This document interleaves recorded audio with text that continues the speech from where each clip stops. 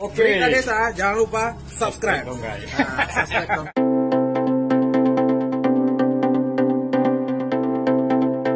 Sahabat Berita Desa. Pemerintah Desa Tepi Laut Kecamatan Air Napal Kabupaten Bengkulu Utara, sukses melaksanakan kegiatan pelatihan SIPADES berbasis online pada Rabu tanggal 5 Oktober tahun 2022. Dalam rangka meningkatkan tata kelola aset desa, pemerintah Desa Tepi Laut melaksanakan pelatihan SIPADES berbasis online dengan tujuan untuk memudahkan bagi desa dalam pengelolaan aset yang lebih baik, terorganisir, dan transparansi.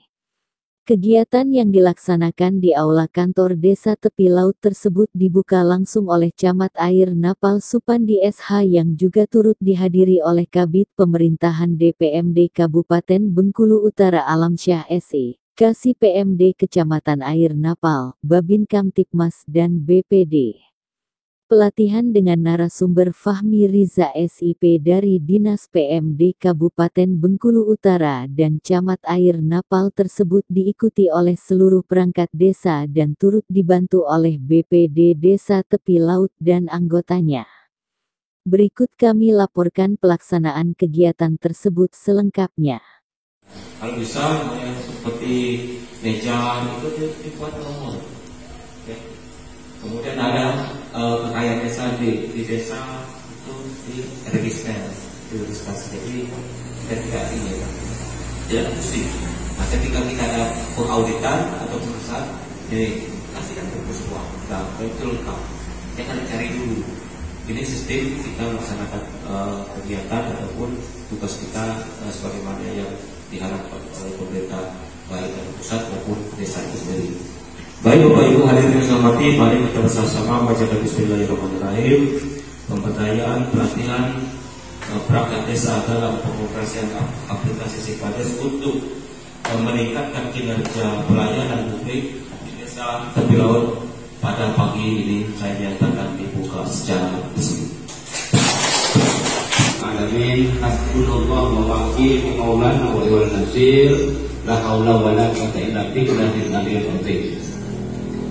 Wabil khusus yang saya hormati, yang saya banggakan, Bapak Camat Kecamatan Air Napal Pak Supandi SH beserta staf PMD, dan yang saya hormati dan saya banggakan Ketua, Wakil Ketua dan anggota BPD. Alhamdulillah hadir. Kami atas nama Kepala Desa dan perangkat desa tentu menyampaikan kepada Ahmad selamat atas pelantikan anggota BPD beberapa hari yang lalu. Kemudian yang saya hormati dan saya banggakan Bapak Kapolsek, alhamdulillah dihadiri oleh Babin Pak Suryadi. Sejauh-jauhnya beliau hadir karena ada acara di Durian, sehingga perwakilan ini diletakkan kepada Babin Kamtipmas. Kemudian yang saya hormati dan saya banggakan seluruh perangkat desa, wabil khusus yang saya hormati Dinmas Desa dan seluruh yang hadir pada hari ini, kemudian Pak Sekdes, seluruh yang pimpinan media ya, Berita Desa yang hadir bersama-sama kita. Bersyukur kita kepada Allah Subhanahu wa Ta'ala dengan mengucapkan alhamdulillah. Rahmat yang terpenting dalam kepala desa dan seluruh perangkat desa itu amanah dan syukur amanah. Sehingga syukur amanah ini semoga kita menyumbangkan amanah dalam menjalankan tugas-tugas pemerintahan ini dapat diberi kesehatan, kesempatan melangkahkan kaki dengan nanda keikhlasan, sehingga rahmat dan hidayah itu terus mengalir kepada kita semua. Dalam rangka melaksanakan agenda pemerintah, pelatihan ataupun pemberdayaan SIPADES yang berhubungan tentang aset desa. Kemudian daripada itu banyak juga kita bersyukur dan memberi junjungan yang tertinggi kepada Nabi Allah Muhammad SAW. Semoga kita hadir pada hari ini, pada akhirnya nanti kepada masa mendapat syafaatnya, hisabnya, dan ditetapkan menjadi sahabat yang setia. Amin ya rabbal alamin. Perangkat desa pertama kali menyampaikan ucapan terima kasih yang seterus-terusnya telah sempat hadir memenuhi hajatan dan undangan kami Mohon maaf sekiranya mungkin saja dalam jangka waktu perputaran jarum jam sejogjanya dijadwalkan jam 9 dan bisa dilaksanakan pada detik ini atas kehilapan, atas keteledoran, atas juga kesalahan. Dan dikonversi Permendagri konversi nomor 1 tahun 2016 dan diterjunkan kembali pada Permendagri nomor 20 tahun 2018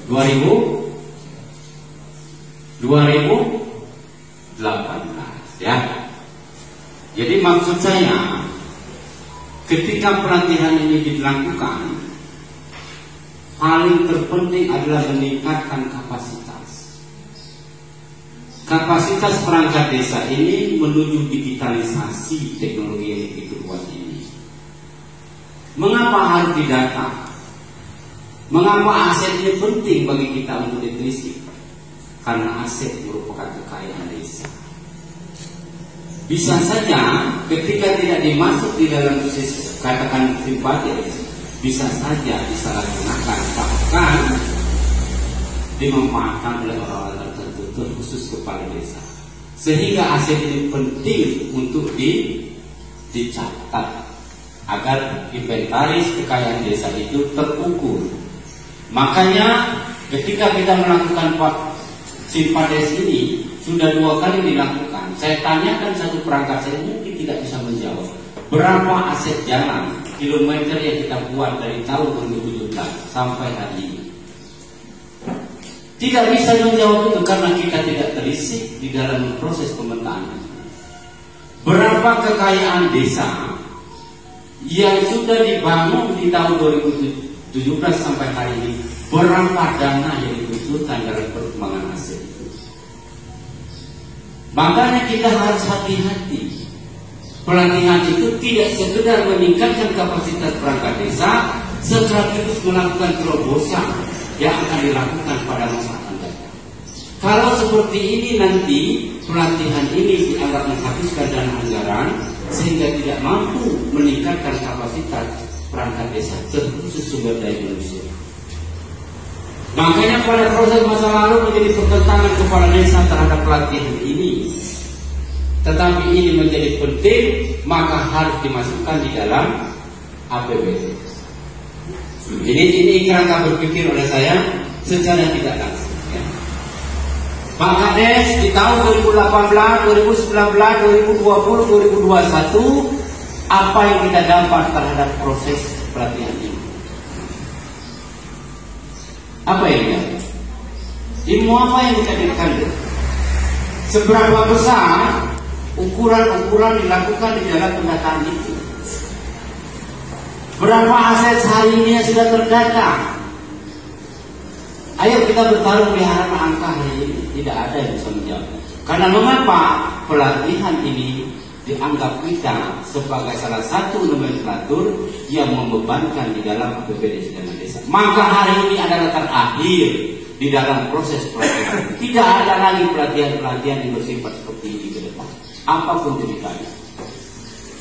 Karena ini membebankan dalam proses penganggaran dinamika. Tetapi apabila ada nomenklatur pelatihan yang sama atau namanya yang berbeda untuk kepentingan perangkat desa, maka akan juga dilakukan atau disebut dengan pembuatan anggaran baru. Saya hati-hati kalian. Karena kalau kita tidak mereform pemikiran kita, pelatihan-pelatihan ini bisa saja menjadi mubazir dan tidak bermanfaat. Makanya dengan waktu 8 jam, nanti 8 jam, ya, dengan dibagi sesi oleh dinas dan kecamatan, mungkin saja Bobi bisa mengarahkan kepada pemerintahan. Tentu ini akan menjadikan penting bagi kita memberi wawasan terhadap perangkat desa. Ya, saya tanya satu, nah ini 7 tahun Pak Camat, peraturan desa itu ada berapa yang bisa dilakukan secara konstruksi hukum? Hari ini, ayo kita bertanya, apa kamu buat? Karena di dalam regulasi desa itu ada 3 yang harus dibuat. Bagaimana membuat regulasi itu? Kamu bisa saja menandatangani menurut Pak Kades. Pak Kades tahu perencanaannya, identifikasi masalah dulu, kemudian dilakukan rapat dulu, pemetaan kasus dulu, baru bisa diundangkan di dalam proses. Maka 3 keputusan-keputusan kepala desa itu menjadi keturunan dari proses undang-undang desa. Ini harapan saya pelantikan ini. Pelatihan aset, penataan aset ya, Badan Perencanaan Administrasi, pendataan aset. Saya sejogjanya di tahun 2022 ini sudah clear jadi. Ya. Karena mengapa Pak Kepala Desa ngotot betul? Perubahan PP nomor 343 dan menjadi PP nomor 11 meregulasi terhadap kinerja perangkat desa. Karena mengapa? Di situ ada income per kapita dari 800 menaik menjadi 2.022.000 per bulan. Maka dituntut secara tidak langsung itu adalah untuk meningkatkan kinerja dan kapasitas perangkat desa. Ini harapan saya nanti kita sama-sama membina ini. Ini tidak juga terjadi di desa kita, bisa saja terjadi di desa lain. Yang ke depan, saya hampir tiap malam Pak Camat memikirkan bagaimana melakukan terobosan-terobosan desa ini maju ke depan. Ya, terkhusus di dalam proses digitalisasi. Ya, maksud saya kita berbicara pada proses akan datang. Bagaimana desa tepi laut ini maju ke depan. Itu saja, maju.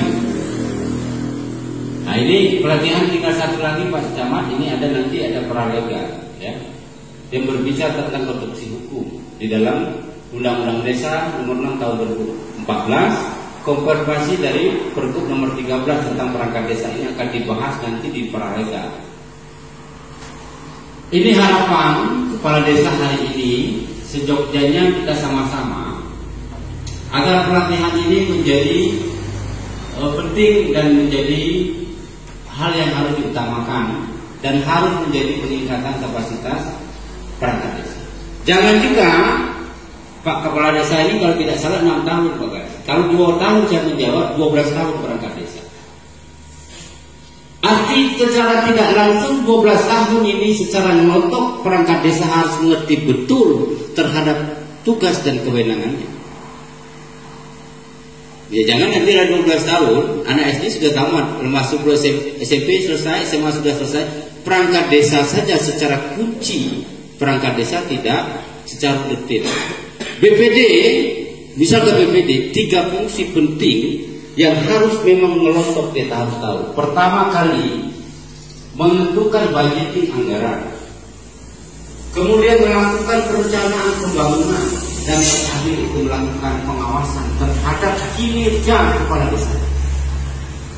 Jadi kerja-kerja kita ini di dalam konstruksi hukum dilakukan pengawasan secara utuh oleh BPD. Kalau kita tidak baik, BPD bisa saja melakukan peneguran di dalam proses. Misalnya hari ini, bisa saja BPD mengatakan dalam rapat pendapat bahwa ini tolong nanti ke depan ya anggaran seperti ini jangan lagi Pak Kades. Dan itu hak mereka untuk menyampaikan. Ini harapan saya secara bersama-sama. Ayo kita bercita-cita besar. Ayo kita merubah kinerja kita. Ayo kita merubah pola-pola pikir kita. Tapi saya mohon betul ketika pelatihan ini menghabiskan dana sekitar 7 jutaan. Tolong tahun 2022 seluruh aset sudah terdata dan sudah diregis sebagai kekayaan desa oleh kita. Jangan nanti kita pelatihan regis nggak ada juga, inventaris juga nggak ada. Ada kesalahan. Saya tanya satu-satu, bagaimana konstruksi hukum terhadap penghapusan aset? Ayo siapa yang bisa jawab? Saya kasih 100.000. Ayo. Bagaimana? Rusak itu. Bagaimana? Konstruksi hukumnya lah. Kita berbicara aset. Bagaimana? Sini tahu. Bagaimana kita menghapuskan aset? Ya, artinya gimana ceritanya?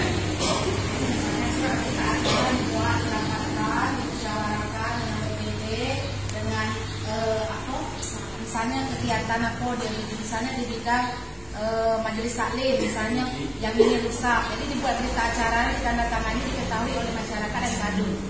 bagus, pintar sih. Memang ilmunya. Kemudian kalau yang lain itu katakan barang rusak. Ini barang tidak rusak katanya, kita melakukan penghapusan. Bagaimana? Kira-kira ini Pak Jamal, kita ini kan ketika kita pelatihan, kita menguji.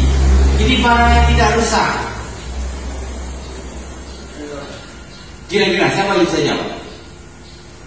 Misal, saya contoh ya, ada suatu desa, saya tidak ingin sebut namanya, asetnya dialihkan karena ada pihak ketiga perusahaan, sehingga aset itu dialihkan. Bagaimana rekonstruksi hukumnya ketika tidak menimbulkan kasus? Ini aset loh, kekayaan desa. Ada yang bisa jawab? Nah, maksud saya nanti akan dijelaskan. Dalam proses-proses ini tidak mungkin kepala desa menjelaskan secara rinci. Ketika ini menjadi domain dari narasumber, alhamdulillah nanti ada orang dinas Pak, namanya Pak Pakmi, akan mendigitalisasi di dalam penataan aset.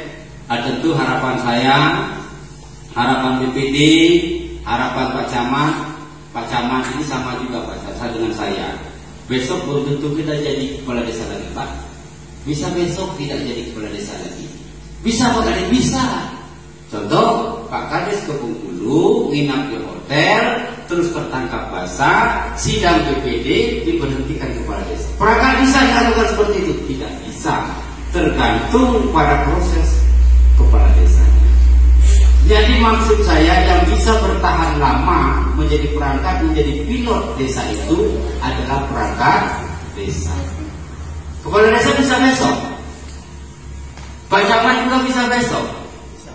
Ya, begitu juga dengan jabatan-jabatan politik lain. Ya. Kalau kalian itu jabatan struktural yang disebut pegawai desa, konstruksi hukumnya jelas. Ya, maka harapan saya sumber daya manusia harus betul-betul kita tingkatkan agar kita berbeda dengan desa-desa lain. Agar kita berbeda dalam penataan aset dengan desa lain, agar kita menjadi desa yang suatu saat menjadi desa apa? Desa maju ya. Itu harapan ya, harapan tetap kita wujudkan secara bersama-sama. Mungkin banyak yang perlu saya sampaikan, banyak juga yang tersinggung, banyak juga mungkin saja secara lisan. Tapi yakinlah ketulusan dan niat saya sampai hari ini tidak bisa terbantah. Saya ingin membangun desa ini dalam rangka berpikir yang positif, berpikir maju, agar desa ini menjadi desa yang ke depan menjadi contoh bagi desa-desa lain. Ya, kita kepengen betul. Di daerah-daerah Jawa itu desa sudah maju betul, perangkatnya sudah sejahtera. Seluruh aset sudah terdata, seluruh APBD sudah digitalisasi dan bisa dilihat oleh semua orang. Tentu kepala desa kepengen juga bercita-cita seperti itu. Tetapi kepala desa tidak akan mampu untuk menyelesaikan itu. Karena amanat konstruksi undang-undang, kepala desa dibantu perangkat desa untuk melakukan terobosan-terobosan itu. Tidak mungkin saya sendiri. Dibantu oleh BPD, dibantu oleh pihak kecamatan. Insya Allah itu bisa terwujud. Tapi kalau di antara sistem itu tidak bisa terwujud, di antara satu yang tidak terganggu, maka sulit kita optimis di masa akan datang. Karena kemajuan desa itu tergantung kepada kepala desa, BPD dan masyarakat, terkhusus dukungan pihak kecamatan. Ya, itulah cita-cita kita besar. Mungkin itu saja. Nanti banyak arahan camat, sekaligus saya minta dengan kehormatan, Pak Camat ini luar biasa, sudah mengabdi lebih hampir 3 tahun, berdedikasi tentang keilmuan, kejiwaan, waktu, materi, pikiran, ya, luar biasa untuk Kecamatan Air Napal. Izinkan saya menyampaikan penghargaan yang setulus-tulusnya dan setinggi-tingginya kepada beliau. Semoga ini menjadi ladang ibadah bagi beliau. Setetes embun akan menjadi lautan, segumpal tanah akan menjadi gunung. Kehidupan akan sampai pada titik terakhir. Nanti kita akan mengenang daripada jasa-jasa beliau. Bila taufiq wal hidayah. Wassalamualaikum warahmatullahi wabarakatuh. dulu kan 10 bulan ya, kan ini yang diperlukan menjadi 12 bulan. Kemudian tunjangan lainnya dari perangkat desa dan RT, kalau nggak RT nggak perlu. Kemudian adanya tambahan operasional BPD, tapi ini diambil dari BHPR kalian sebesar 1,5 juta untuk BPD. Tidak melaksanakan pelatihan. RPJMD yang sudah terbuat, misalnya sudah dibuat Pak, mungkin sudah dikerjakan sesuai dengan takaran. Silakan lakukan evaluasi kecamatan, ya, klarifikasi kami, ulang dari DPMD, klarifikasi ketetapan pada RPJM. Ini pangkal awal dulu, yang nanti baru RKP. Apa lagi ke Pak BPD ke masyarakat penetapan RKP 2023.